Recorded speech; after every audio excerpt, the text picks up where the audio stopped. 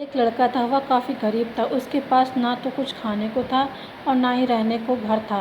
वह अपने दोस्त के घर रहा करता था। उसने एक छोटी सी कंपनी में पेंटिंग का काम शुरू कर दिया। धीरे धीरे उसके पास काफ़ी पैसे भी हो गए। बाद में वह काफ़ी धनी हो गए, लेकिन अभी भी उसके अंदर कुछ कमी का एहसास होता था।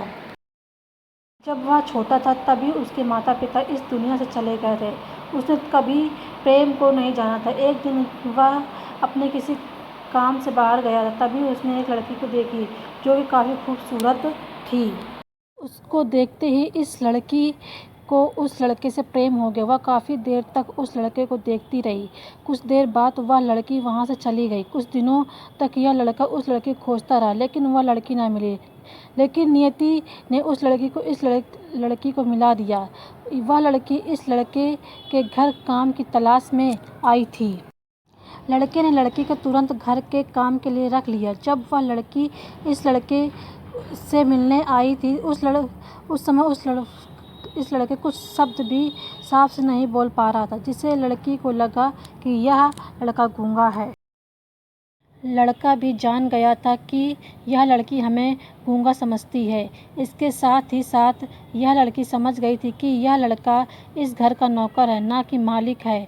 अब जब भी यह लड़का उस लड़की के पास जाता तो गूंगा बन जाता। धीरे धीरे वह लड़की इस लड़के पर काफ़ी रहम खाने लगी। अब इसे इस लड़के के लाचारी पर प्यार होने लगा। लेकिन फिर वह लड़की एक बात से डर कर पीछे हट जाती थी। इस लड़की के माता पिता बचपन में ही मर चुके थे। इस लड़की को उसके चाचा ने पाला था और वह चाहता था कि वह जब तक जिंदा रहे यह लड़की उसके खाने और पीने का पैसा दे।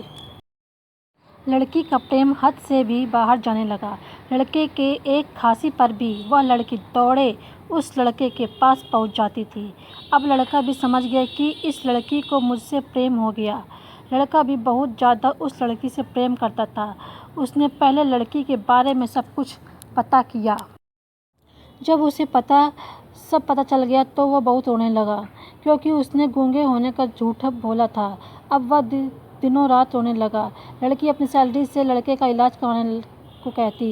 एक दिन सुबह ही उस लड़की को पता चला कि वह लड़का हॉस्पिटल। वह दौड़ते हुए जब हॉस्पिटल में पहुंची तो उसने देखा कि लड़का बेड पर बेहोश पड़ा है। उसके आसपास काफ़ी मशीन लगी हुए थे। जब लड़की डॉक्टर के पास पहुंची तो वहां पर डॉक्टर ने उसे बताया कि लड़का अब बोल नहीं सकता है। उसने अपनी जीभ को काटने की कोशिश की है। इसके साथ ही उस डॉक्टर ने उस लड़की को एक पत्र दिया। उस पत्र में लिखा था, मैं एक काफ़ी धनी लड़का हूँ। जिस घर में तुम काम करती हो उस घर की मालिक मैं हूँ। लेकिन इसके साथ ही मैंने तुमसे एक बहुत बड़ा झूठ बोला है कि मैं एक गूंगा हूँ। अब इस झूठ का प्रायश्चित करने के लिए मैं ऐसा काम करने जा रहा हूँ। इसके साथ ही तुम मेरे घर में से मेरे मैनेजर से पैसे को लेकर अपने चाचा को दे देना और एक नई ज़िंदगी शुरुआत करना। अगर हो सके तो मुझे माफ़ कर देना, तुम्हारा दोषी। इस पत्र को पढ़ने के बाद उस लड़की के आंखों में आंसू भर आए।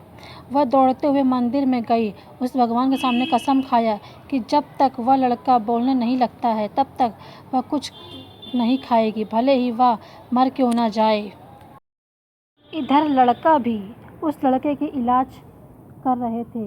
ईश्वर ने दोनों के मन की बात कबूल कर लिए और लड़का बोलने लगा, लेकिन वह अपनी याददाश्त को खो गया। अब उसे कुछ भी याद नहीं था।